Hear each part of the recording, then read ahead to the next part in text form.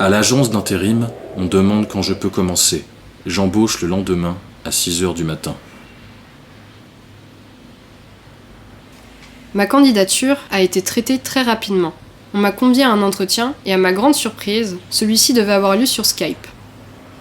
Cela m'économisait le déplacement, certes, mais au fond, cela signifiait surtout qu'il s'épargnerait le temps passé à me rencontrer.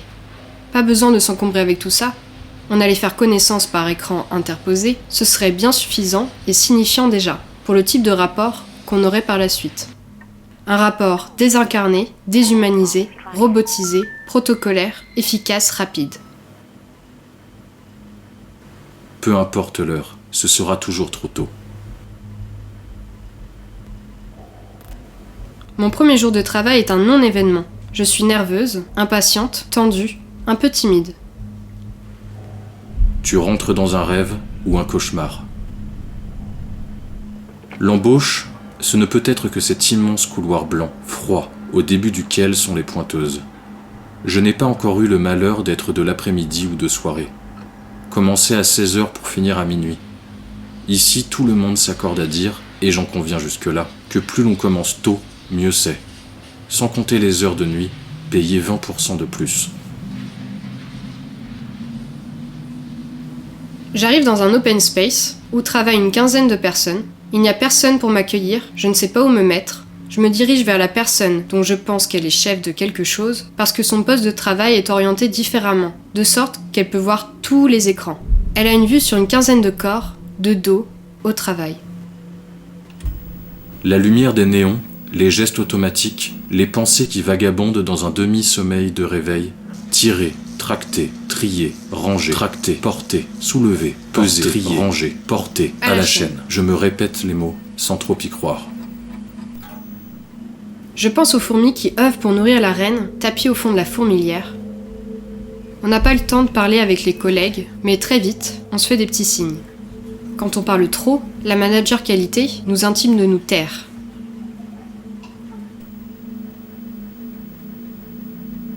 Ces visages d'opérateurs de production sous les équipements de protection individuelle. Quelle est leur vie derrière les gestes automatiques, les entraides ouvrières, la sympathie machinale de ceux qui triment sans se plaindre? Le silence sur nos vies semble de mise. L'usine prime autant que nos revenus mensuels. J'ai rapidement mal aux doigts, aux petits doigts plus précisément. Mon corps commence doucement à être ravagé. Tout mon corps, mes muscles, mes articulations, mes lombaires, mes cervicales, le reste de mon corps dont je ne sais pas le nom. À l'abattoir où je bosse, j'en serre des mains fauchées. Au vestiaire, j'envoie des jambes de bois. Mes mains répètent les mêmes gestes, mes yeux ne quittent pas l'écran. Les gestes commencent à être machinaux. Queuter, ouvrir les sachets de 3 kg. Queuter, ouvrir le carton de 20 kg. Sur ma table de travail, mettre le sachet de 3 kg. Les sachets. Ceux qui taffent, ceux qui cheffent, les cadences de production édictées d'en haut. Chef, sors de ton bureau, 5 minutes à l'atelier. Interdit de courir dans l'usine, interdit de mettre sa main sur les machines, interdit de monter sur une machine. En fin de matinée, l'un des jeunes CEO fait son entrée. Go, go, go, go, go. Le type me fait l'impression d'un diable qui sort de sa boîte. Il faut liker mon dernier post sur Facebook. Il faut le relayer sur vos réseaux personnels. Il me faut 1000 likes avant midi. J'ai juste le temps de lui dire que je n'ai pas Facebook. Je ne suis pas digne d'intérêt. On n'a pas de présence virtuelle. Et quand on n'a pas de présence virtuelle, on n'a pas de présence tout court. On s'en fout de qui je suis. 2 bras et puis basta. Il n'y a pas de cuisine au bureau, et on n'a pas le droit de manger dans l'open space. Nous choisissons le boui-boui le moins cher. Notre physique a été bouffée. Le repas du midi est si loin. Nous n'avons pas de ticket restaurant, et nous sommes payés 960 € par mois. Ce 11 du mois est jour de paye. Le 11 est à l'intérimaire ce que le 5 est au bénéficiaire du RSA, le 28 du mois précédent au travailleur normal. C'est le moment de la pause clope pour les fumeurs. Je ne sais pas si c'est légal d'avoir une pause plus de 6 heures après sa prise de poste, mais je m'en fous. On se contente de ce qu'on a. La pause, cette foutue pause. Espérée, rêvée, attendue dès la prise de poste. Le capitalisme triomphant a bien compris que pour exploiter au mieux l'ouvrier, il faut l'accommoder, juste un peu. Clope, café, sneaker, clope, un texto de mon épouse qui pensait à moi à 23h. Le vestiaire en urgence, la tenue, la pointeuse, c'est reparti. Je bois de l'eau à ma gourde, je n'ai même pas osé demander où se trouve la cuisine. Le chef ne saurait évidemment tolérer que tu ailles aux chiottes l'heure précédant ou suivant la pause. T'as qu'à attendre un peu, t'avais qu'à y penser avant. Enfin, je sais pas, mais j'imagine. Je reconnais une douleur vive, c'est la boule de l'angoisse. Je dois à l'usine le fait de ne plus éprouver de crise d'angoisse. Peut-être l'épreuve de l'usine s'est-elle substituée à l'épreuve de l'angoisse. Ce serait le lien le plus logique. Un simple déplacement de symptômes, ce n'est plus la tête qui souffre, mais le corps. Je ne désire rien de plus que de partir de là, fuir n'importe où ou rentrer chez moi. L'après-midi avance lentement et c'est d'un ennui mortel. Le burn-out, ça s'appelle. Et puis la journée avance autant que la fatigue. Il est bientôt 18h, des douleurs traversent le haut de mon dos, courbé, fourbu, mes yeux piquent, je n'ai pas encore de lunettes, mais cela ne va pas tarder. Dans les moments où tu ne sais plus que faire pour soulager les parties de ton corps, tu en sollicites une nouvelle, te disant que la douleur ailleurs ne saurait être que moins pire.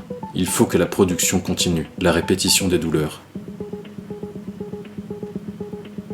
Le jeune CEO refait irruption dans la pièce. Au centre a été planté un tableau Velleda. Désormais, nous noterons notre score en partant, c'est-à-dire le nombre de dossiers que nous avons réussi à boucler dans la journée.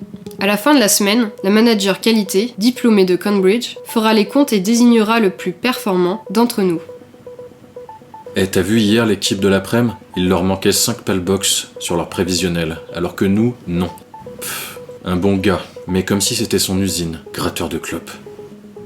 Putain de grève, on est bon pour faire des heures sup.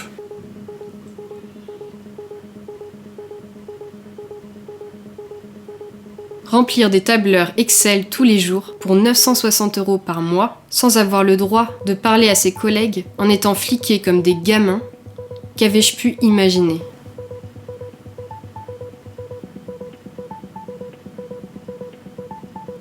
À la fin du travail, je dois faire remplir et signer par le chef de la ligne où j'ai travaillé un carnet petit format. Vert foncé, excellent. Vert clair, satisfaisant. Orange, à améliorer. Rouge, non satisfaisant. C'est pour savoir si tout se passe bien et comment améliorer mon avancée dans l'entreprise, disent-ils. Je n'y vois plus qu'un symbole, celui du capitalisme qui jamais n'arrivera totalement à oublier ses racines les plus profondes. Le patron tout-puissant ayant droit de vie et de mort sur ma carrière ouvrière, comme au bon vieux temps de la Troisième République, quand les enfants bossaient, à la mine ou ailleurs. On y croit pourtant, un jour, à la disparition du travail. Mais quand, putain ? Mais quand ?